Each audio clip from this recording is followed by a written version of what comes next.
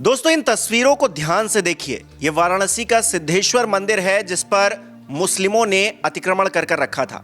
खान साहब की दुकान मंदिर के ऊपर चल रही थी। मंदिर खंडहर में तब्दील हो चुका था। 4 दशकों से महादेव का अपमान लगातार जारी था। योगी आदित्यनाथ कहते हैं कि किसी ने सनातन के साथ गलत करने की कोशिश की तो उसकी खाल खींच ली जाएगी। उत्तर प्रदेश के हर नगर में, हर शहर में उन मंदिरों को खोजा जा रहा है जिन पर अतिक्रमण किया गया था, जहां अब्दुलों ने मंदिरों को छिपाकर अपनी दुकानें जमा ली थी। इसी ऑपरेशन हिंदुत्व में आपने संभल की खुदाई देखी, जहां पर जगह जगह पर तीर्थ स्थान मिले। लेकिन अब समय आ चुका है जब वाराणसी की खुदाई भी देख ली जाए, क्योंकि वाराणसी में भी खुदाई के लिए योगी आदित्यनाथ का बुलडोजर तैनात हो गया है। अब्दुलों की लिस्ट बना ली गई है, क्योंकि वाराणसी में 250 साल पुराना महादेव का एक मंदिर जर्जर हालत में मिला है। ये मंदिर पिछले 40 साल से बंद पड़ा था। मंदिर को इतने साल बंद रखने के आरोप भी एक मुस्लिम परिवार पर ही है। तो कौन है वो मुस्लिम परिवार, और सिद्धेश्वर महादेव मंदिर को 40 साल तक बंद रखने के पीछे आखिरकार साजिश क्या थी?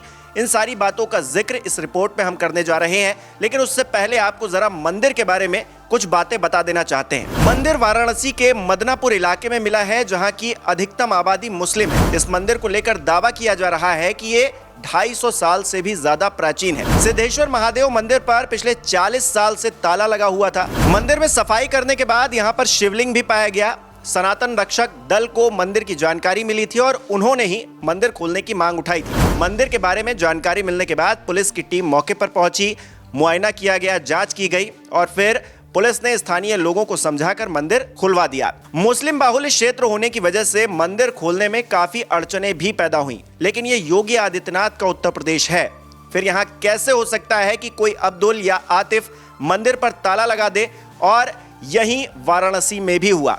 कुछ देर संघर्ष करने के बाद प्रशासन को मंदिर खुलवाने में सफलता मिल गई। कोई अब्दुल यहां भी पत्थर न बरसाए, इसकी वजह से मंदिर के आसपास पूरी फोर्स भी तैनात की गई थी। सुरक्षा का पूरा प्रबंध किया गया था। और फिर जब मंदिर खुलता है तो उसके अंदर मिट्टी का ढेर मिलता है, जिससे ये बात पता चलती है कि इस मंदिर ने पिछले 40 सालों में क्या कुछ नहीं सहा। मंदिर के अंदर से सफाई की जाती है, मिट्टी को बाहर निकाला जाता है और फिर अंदर मिलते हैं महादेव के 3 शिवलिंग जो कि खंडित हो चुके थे। लेकिन सनातन समाज के लोग मंदिर में जाते हैं, महादेव को स्नान कराते हैं, उन पर गंगा जल चढ़ाते हैं। लेकिन यहाँ एक सवाल ये भी खटकता है कि आखिरकार वाराणसी के अंदर ऐसा कैसे हो सकता है कि महादेव का मंदिर ही पिछले 40 सालों से बंद पड़ा था।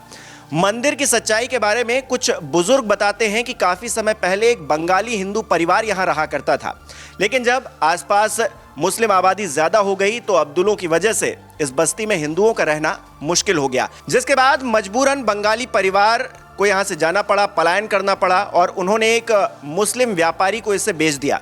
और उसके बाद मुस्लिम व्यापारी ने मंदिर पर ताला जड़ दिया और 40 साल बाद अब जाकर वो ताला खुला है। लेकिन उन लोगों ने सिर्फ मंदिर पर ही ताला नहीं लगाया, बल्कि इसे तकरीबन कूड़े के ढेर में तब्दील कर दिया। अब आप खुद ही अंदाजा लगाइए कि जिस वाराणसी को महादेव की नगरी बताया जाता है, उसी वाराणसी में महादेव के मंदिर का ये हाल होगा। किसी ने क्या इस सपने में सोचा था?